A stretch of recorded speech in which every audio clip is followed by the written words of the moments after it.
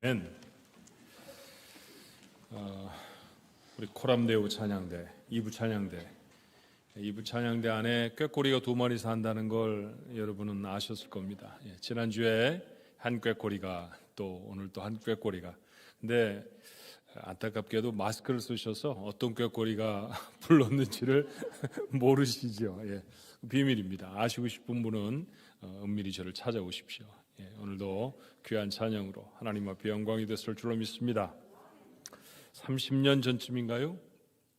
아이의 아랫 잇몸에 하얀색 딱딱한 게 잡혔어요. 뭘까요? 모른다는 듯이 그렇게 계시면 어떡하면 이빨이죠, 뭘. 첫 이빨이었습니다. 얼마나 신기하든지 당장에 전 그때 부산에 있었는데 서울에 계신 어머니에게 장거리 전화를 했습니다. 요즘 저는 셀폰이 없었을 때거든요. 장거리 전화를 해서 이빨이 났다고 그렇게 보고를 드렸죠. 아마 장모님에게도 말씀을 드렸을 거예요. 제게는 기적 같은 사건이었기 때문입니다. 30년이 지났습니다. 그 아이들이 아가씨가 돼서 그때와는 비교할 수 없을 정도로 많은 이빨을 가졌는데 저는 이빨이 몇 개인지 잘 모릅니다. 어느 때에는 기적 같은 것이 시간이 지나고 나면 그 일상이 되어버리는 게 있죠. 오늘 우리가 찬양팀이 나와서 찬양을 인도해 주었을 때도 아무렇지도 않게 지나던 것들이 사실은 하나님이 우리에게 베풀어 주신 은혜고 기적이었다라고 하는 사실, 찬양을 통해 한번 확인해 보지 않았습니까? 지금도 병원에 가보면 이런 기적을 소망하는 사람이 참 많습니다. 숨을 쉴 수 있는 기적을 바라는 사람들이 있습니다. 딱 5걸음만 무엇인가를 붙잡지 않고 걸어봤으면 좋겠어요. 그렇게 말씀하는 환자도 만나본 적이 있습니다. 물을 마음껏 삼킬 수 있었으면 얼마나 좋을까요? 물을 삼킬 수 있다는 것이 기적이라는 사실 아십니까? 그러고 보면 지나간 한 해 매 순간순간 살아온 게 기적이죠. 기적처럼 살아냈습니다. 그래서 머리 좋은 사람은 달라요. 20세기 최고의 물리학자였던 알버트 아인슈타인이라고 하는 사람, 이렇게 말을 합니다. 인생에는 2 종류의 삶이 있다. 하나는 기적 같은 것은 없다고 믿는 삶이고, 다른 하나는 모든 것이 기적이라고 믿는 삶이다. 나는 인생은 후자라고 생각한다. 여러분도 그러십니까? 2021년 한 해를 살아냈습니다. 말씀드렸던 것처럼 기적같이 살아냈습니다. 그래서 오늘은 곁에 분들과 함께 그렇게 인사했으면 좋겠습니다. 기적같이 살았습니다. 그래서 감사합니다. 한번 인사할까요?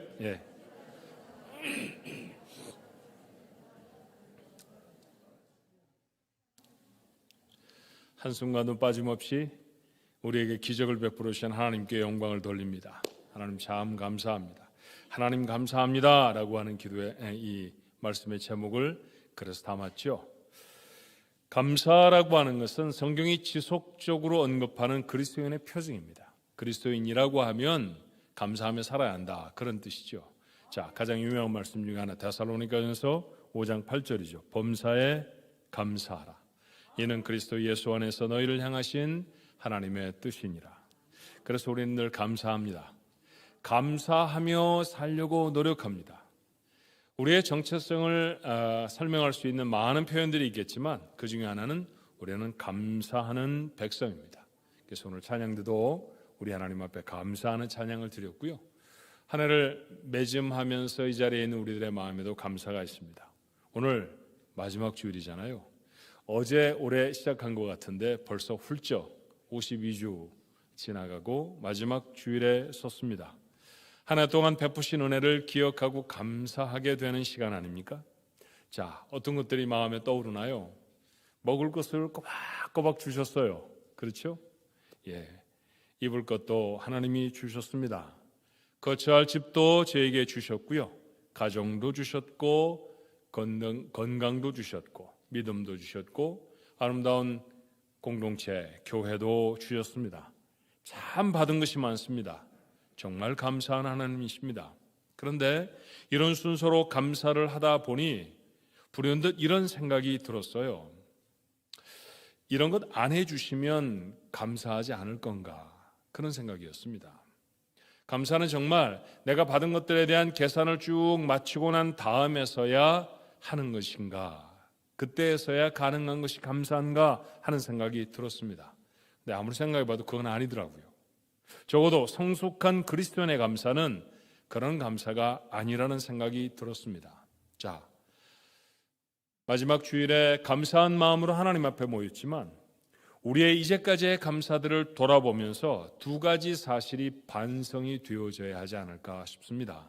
그 첫 번째는 동기에 대한, 모티베이션에 대한 반성입니다. 욥기의 말씀을 오늘 본문으로 선택했어요.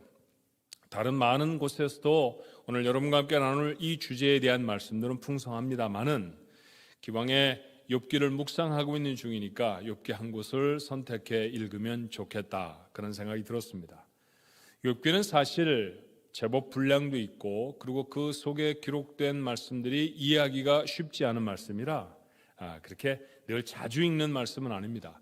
그렇다고 해서 우리에게 익숙하지 않은 말씀은 아니에요. 저를 비롯해 많은 분들이 고난을 당하거나 어려움을 당할 때면 이 욥기로 돌아가 말씀을 읽는 분들이 참 많습니다. 그래서 우리는 욥기를 여러 번 읽었던 경험들을 가지고 있어요.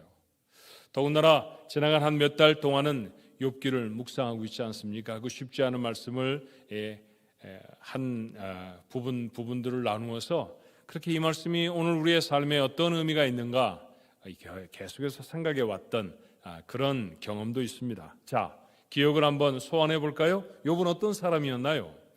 우스 땅에 살던 하나님을 경외하는 사람이었습니다. 근데 그가 복을 참 많이 받은 사람이었죠. 자, 성경은 그가 받은 복을 이렇게 기록해 보여줍니다. 욥기 1장 2절로 3절의 말씀이에요. 그에게 아들 7과 딸 3이 태어나니라. 그의 소유물은 양이 7,000마리요 낙타가 3,000마리요 소가 500결이요 암나귀가 500마리며 종도 많이 있었으니 이 사람은 동방 사람 중에 가장 훌륭한 자라고 말합니다. 가장 훌륭한 자, 이런 사람이 가장 뭘 많이 가지고 있는 사람, 사실은 우리는 오늘날에는 그렇게 표현하지 않습니다.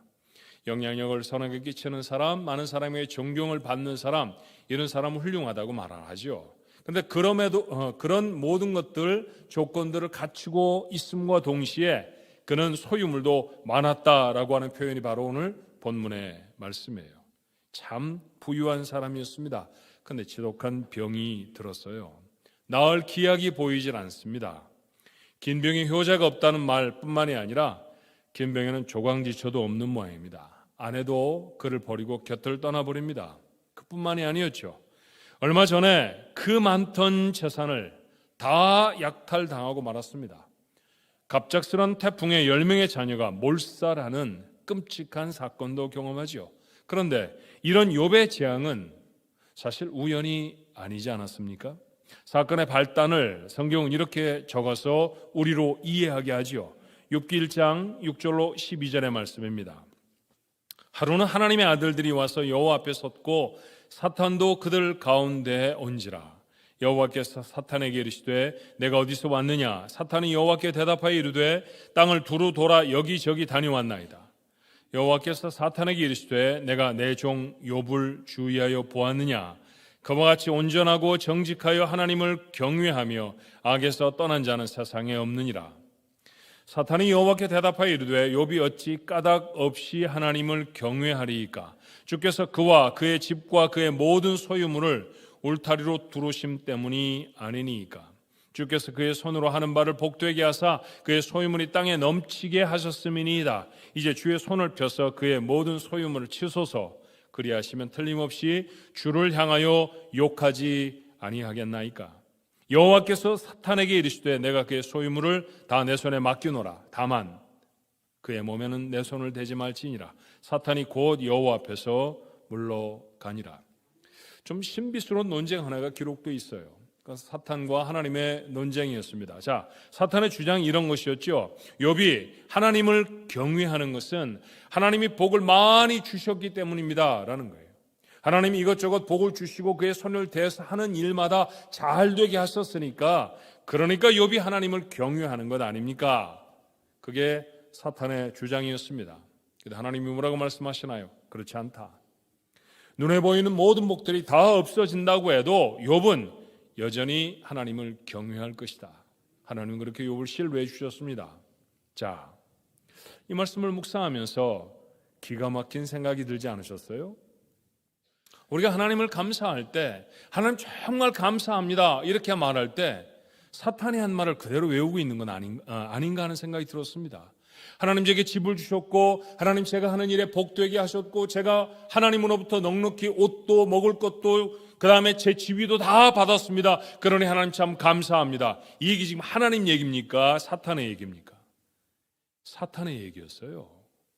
우리가 만약 이런 복에 머물러 있다고 하면, 우리가 이런 감사에 머물러 있다고 하면 사탄이 하는 것에 지나지 않는다라는 것이죠. 사탄이 우리를 향해 하고 있는 말에 다름이 조금도 없다라는 얘기입니다.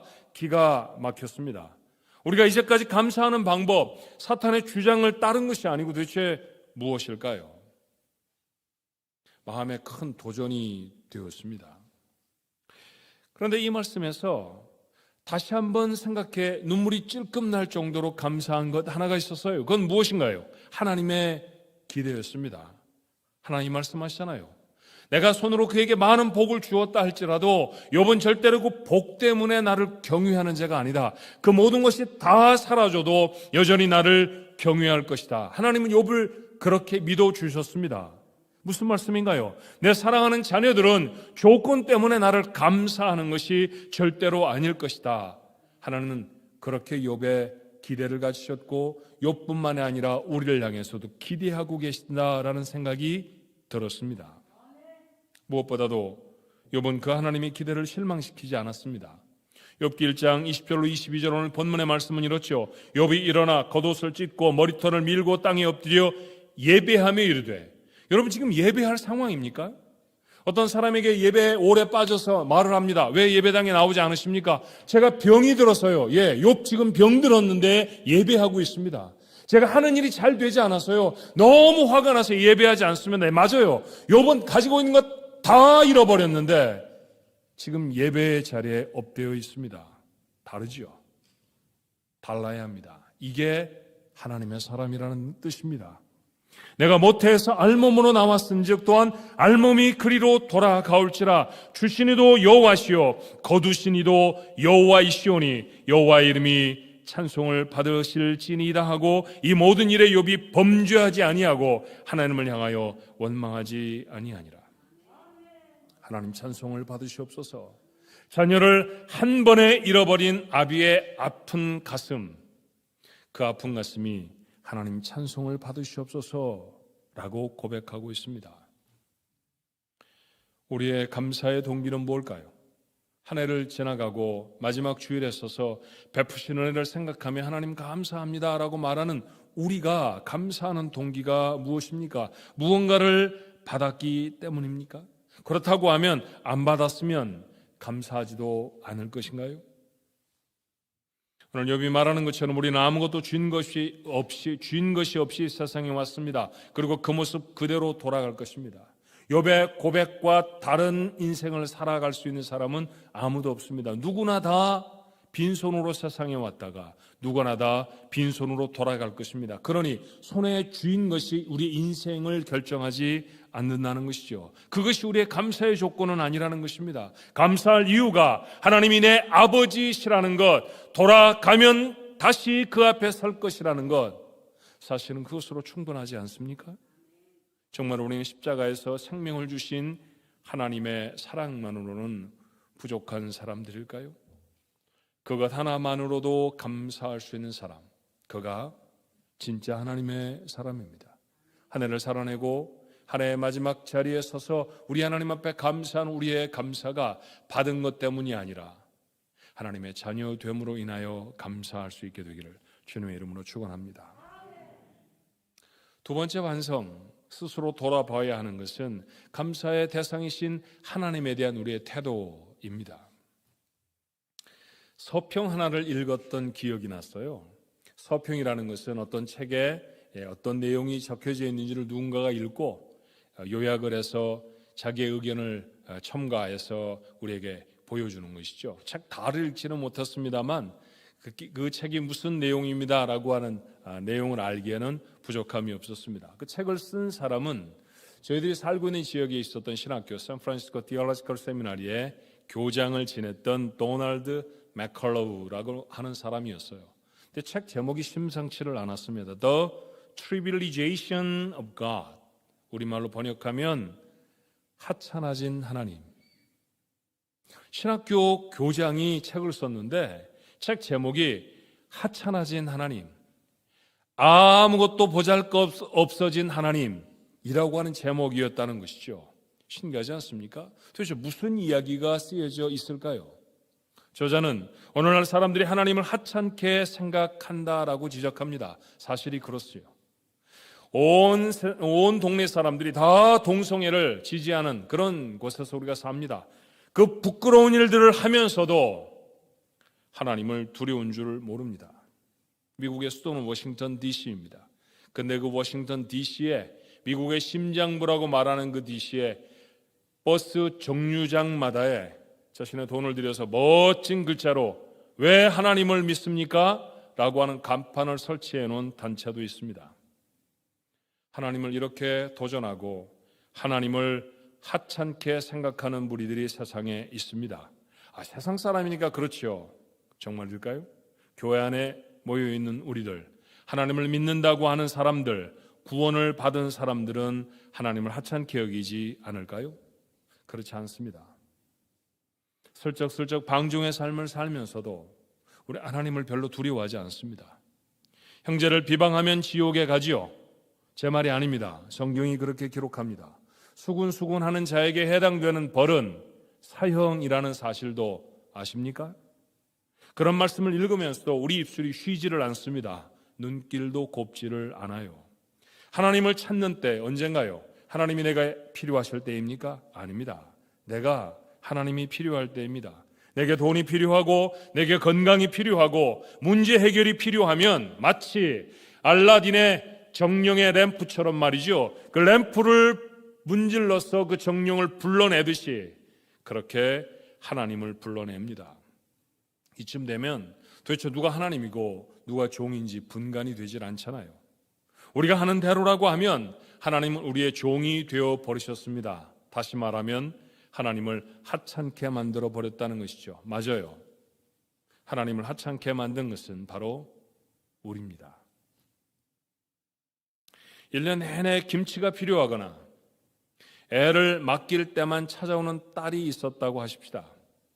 연말이 돼서 미안한 생각도 고마운 생각도 들어서 근사한 레스토랑에 레저베이션을 하고 부모님을 불러서 식사를 대접합니다. 그리고 선물을 내밀어요. 부모의 마음은 기쁠까요? 우리 딸 참 효도한다 그렇게 생각이 들까요? 이게 추수감사절에 하나님 앞에 나와 하나님 감사합니다, 연말의 마지막 예배를 드리며 하나님 감사합니다 라고 하는 우리의 감사의 모습과 많이 다릅니까? 그렇게 무시당하고 그렇게 외면당하시던 하나님은 혹 아니셨나요? 하나님을 살아가면서 참 어려운 시절을 살아간다고 하니까 그 어렵다 모두가 다 말을 하니까 내가 제일 어려운 것 같고 그렇게 자기 연민에 푹 빠져서 내게 하나님은 무엇인가 주셔야만 하는 채무자가 되어진 채로 하나님과 나와의 관계를 그렇게 가지며 오늘까지 살아온 것은 아니었을까요? 내 기대에 조금이라도 부응하지 못하고 어긋나 버리면 거침없이 하나님을 향해 분노를 쏟아내 버리는, 교회 안 갈 이유를 한 트럭 분량만큼이나 가지고 있는, 기도하지 않고 신앙생활을 계속하지 않고 하나님 앞에 봉사하지 않을 이유를 내가 이렇게 거친 말을 토해내도 나는 다른 사람에게 아무런 짓을 해도 아무렇지도 않아야 할 이유가 너무나 충분한 그런 사람으로 살아온 것은 아니겠습니까? 맥컬로우 박사는 하나님에 대한 잘못된 생각이 세 가지였다고 지적을 합니다. 첫 번째, 나의 목적 때문에 하나님이 존재하신다라는 거죠. 맞습니까? 절대로 그럴 수 없습니다. 하나님은 내 뜻을 이루시는 분이 아니라 하나님의 뜻을 이루시는 분인 줄로 믿습니다. 주님은 기도를 우리에게 어떻게 가르치셨던가요? 마태복음 6장 10절에 뜻이 하늘에서 이룬 것 같이 땅에서도 이루어지이다. 우리말 성경에는 주어가 빠져 있습니다만 영어 성경에는 하나님입니다. 하나님의 뜻이 하늘에서 이루어진 것처럼 땅에서도 이루어질 것입니다. 내 뜻을 위해 하나님이 동원이 되어지는 것이 아니라 하나님의 뜻을 이루기 위해 내 삶이 하나님 앞에 드려지는 것, 그게 인생이어야 한다고 성경은 가르칩니다. 그런데 우리가 사용하는 기도를 얼마나 하나님의 뜻을 이루기 위해 동원을 했었던가요? 주님은 십자가에 달리시기 직전에 그 고통스러운 참담한 시간들이 자신을 향해서 거침없이 다가오는 그 시간에 하나님 앞에 엎드려서 간절히 기도합니다. 피할 수 있으면 이 잔을 피하게 해달라고 말이죠. 하지만 그 기도의 마침이 무엇이었는지도 우리는 압니다. 내 뜻대로 마옵시고 아버지 뜻대로 하옵소서. 우리의 기도가 그래야 하지 않습니까? 내 뜻을 이루어지기 위해 하나님이 존재하시는 것이 아니라 하나님의 뜻을 이루기 위해 내 삶이 비워져야 한다는 사실, 오늘 그 사실을 확인해야 할 것입니다. 또 하나, 하나님에 대해 잘못된 두 번째 생각은 나의 이해하는 만큼만 하나님이 존재하신다고 착각하고 있다는 것이죠. 우리는 종종 그렇게 말합니다. 하나님이 어떻게 그러실 수 있어? 2년 동안이나 팬데믹을 해결해 주지 않으시면 하나님 어떻게 이루실 수 있느냐고 말합니다. 하나님, 내가 이렇게 열심히 일을 했는데 어떻게 이 일에 실패할 수가 있죠? 하나님, 내가 저 사람에게 이렇게 잘했는데 어떻게 이런 서늘한 대접을 받을 수가 있나요? 우리는 그렇게 하나님 앞에 나아가 말할 때가 많습니다. 이 말의 배경은 하나님이 하신 일은 자기가 다 알아야 된다는 얘기잖아요. 정말 여러분은 다 아십니까? 다 알아야 할까요? 마치 내가 무엇인가 어렵고 피해를 당했을 때만, 그때만 하나님이 왜 이러세요? 그렇게 토로하는 것처럼 우리는 이 단어들을, 이 말들을 사용합니다만, 그러나 거꾸로도 사용해 보셨나요? 예컨대 나는 왜 소말리아에 핍박받는 그리스도인으로 태어나지 않았는지는 아십니까? 내 아이는 1달러의 임금에 12시간을 일해야 하는 인도의 아이들과 무엇이 다른지는 질문해 보셨나요? 우리는 그 사실도 모릅니다. 그런데 그것에 대해서는 조금도 의문을 갖지 않죠. 남이 다 가지고 있는 것들이 내게 없는 것처럼 보이는 결핍의 모습에만, 그 결핍의 상황에만 하나님을 향해 왜 이렇게 하십니까? 라고 질문할 뿐입니다. 솔직해지셔야 할 것입니다. 우리는 다 알지 못합니다. 하나님이 나에게 왜 이렇게 큰 복을 베푸셨는지 우린 잘 모릅니다. 지나간 1년 동안 내 삶에 담았던 하나님의 은혜들이 모두가 다 내 삶에 합당한 이유가 있었던 것이 아니라는 사실 우리는 압니다. 우리는 잘 모릅니다. 왜 그렇게 큰 은혜와 도우심을 입었는지. 또한 하나님에 대한 오해는 하나님의 크기가 자신이 경험한 것에 국한되어 있다라는 것이죠. 절대로 그렇지 않지 않습니까? 하나님은 내가 경험한 하나님보다 훨씬 더 크십니다. 나는 하나님의 가장 작은 부분밖에는 경험할 수가 없어요. 시편 기자들이 하나님을 찬송하고 외친 마지막 말들이 무엇이었는지를 기억하십니까? 기하도다. 잘 모른다는 말 아닌가요? 우리는 우주의 끝을 볼 수가 없습니다. 그렇다고 하면 보이지 않는 우주의 끝을 창조하신 그 하나님은 얼마나 크실까요?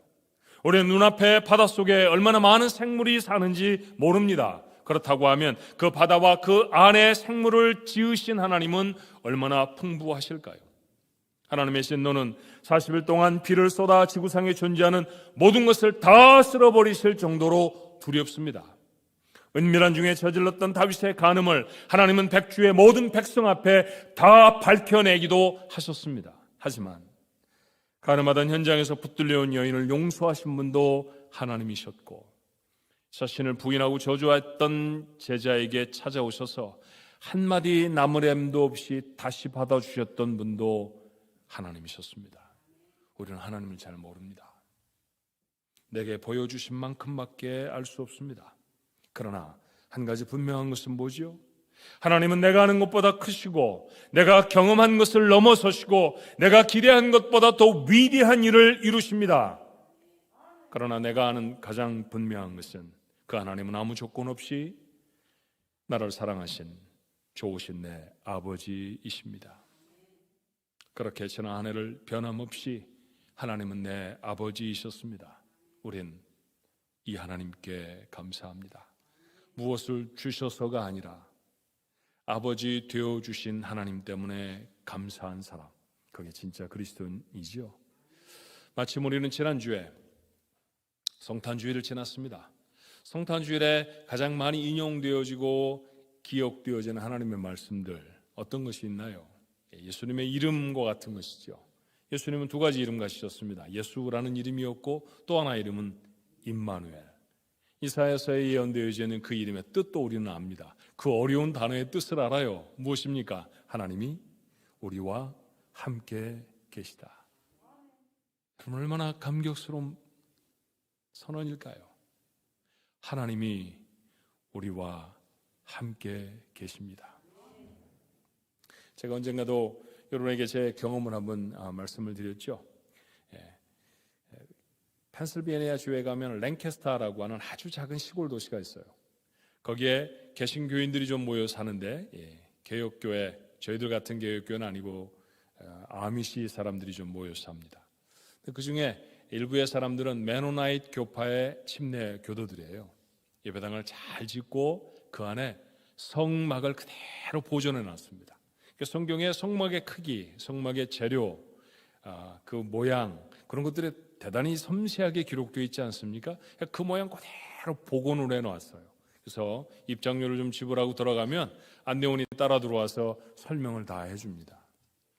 맨 겉에 쳐진 텐트의 재질은 무엇이고 속에는 어떤 것이고 그 맨 속에는 또 어떤 삼겹으로 되어 있고 기둥의 넓이는 얼마고 기둥의 크기는 또 기둥의 재질은 뭐 이런 것들을 쭉 설명을 하는 거예요. 한참 설명을 듣다가 제 궁금한 생각이 들었습니다. 아무리 들어도 바닥이 어떻게 돼 있다라는 얘기는 없는 거예요. 그래서 제가 질문을 했죠. 바닥은 뭘로 돼 있었을까요?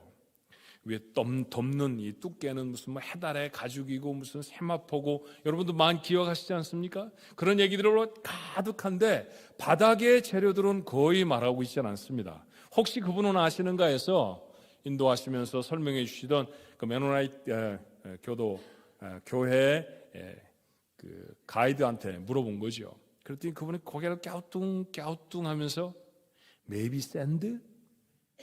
Maybe sand? 무슨 얘기예요? 아마도 모래? 그런 뜻 아닙니까? 그죠? 아마도 모래 아니었겠습니까? 예, 맞아요. 사실은 광야라고 하는 것은 모래는 아닙니다. 사막하고 광야는 좀 다르죠. 근데 우리가 이미지는 비슷하니까 맞습니다. 척박한 땅 광야. 예, 모래가 많이 섞여서 무엇인가 자랄 수 없는 물길하고 거의 없는 땅, 바로 그 땅 위에 성막을 세웠습니다. 그렇다고 하면 무슨 얘기일까요? 그 모래 땅 위에, 그 척박한 땅 위에 풀 한 폭이 나무 하나가 제대로 날 수 없는 그 땅에 하나님이 계셨다는 얘기잖아요. 거기 하나님의 집이 있고 바닥은 아무것도 깔지 않은 채 하나님도 거기 계셨다는 건 아닙니까? 왜 하나님은 거기 계셨을까요? 자기 백성이 그곳에 있기 때문이었습니다. 임마누엘, 하나님이십니다. 팬데믹의 어려운 상황을 지나가며 이 어려움이 왜 해결되지 않나요? 가난하고 병들어 있는 어려운 상황을 지나가며 하나님 왜 이 어려움이 내게 있나요? 라고 말하기 전에 그 어려움에 하나님이 나와 함께 하신다는 사실이 확인되어져야 할 줄로 믿습니다. 하나님이 나와 함께 하십니다. 그것도 팔짱 끼고 내 고난과 내 어려움을 구경하시는 분으로가 아니라 나를 가장 사랑하셔서 나를 돕기 위해 모든 것들을 다 준비하신 내 아버지의 모습으로 내 곁에 계십니다. 그 하나님 때문에 우리는 감사합니다. 그 하나님은 나를 구원하셨고 나를 당신의 자녀로 삼으셨죠. 그것으로 충분한 줄로 믿습니다. 하박국은 2600년 전에 박해받고 핍절한 백성들과 함께 고통의 시절을 지나가던 선지자였습니다. 그 참담한 시절을 관통하던 선지자가 이렇게 고백해요. 하나님, 우리 백성이 왜 이렇게 어렵나요? 하나님, 이 백성의 어려움을 하나님은 언제나 해결해 주시겠습니까? 아마 그는 그렇게 토로했을 것입니다. 그 마음에 하나님이 은혜를 부어주셨고 깨달아 알고 난 다음에 그가 외쳤던 말은 이렇죠. 하박국 3장 17절로 18절의 말씀입니다. 비록 무화과 나무가 무성하지 못하며 포도나무에 열매가 없으며 감람나무에 소출이 없으며 밭에 먹을 것이 없으며 우리의 양이 없으며 외양간에 소가 없을지라도 나는 여호와로 말미암아 즐거워하며 나의 구원의 하나님으로 말미암아 기뻐하리로다. 여전히 끝을 알 수 없는 어려운 시간을 지나갑니다. 어떤 분은 꿈을 포기했고요. 어떤 분은 전보다 더 많이 어려워졌습니다. 힘들고 어렵습니다. 고통스럽고 괴로운 시간들을 지나갑니다. 그럼에도 불구하고 다른 어떤 것보다도 오늘 선지자가 말하는 것처럼 우리가 일상으로 취할 수 있는 음식이나 우리의 삶의 평안함이 우리에게 다 없어진다 할지라도 우리는 하나님을 향해 감사합니다. 이유가 뭔가요? 하나님이 내 하나님이기 때문입니다. 오늘 그 감사로 한 해를 매짐하는 우리 가족들이 되시기를 바랍니다. 그 감사가 여러분의 삶에 풍성해져서 일평생 하나님을 향해 감사하며 살아갈 수 있는 우리 가족들 모두가 되시기를 주님의 이름으로 축원합니다.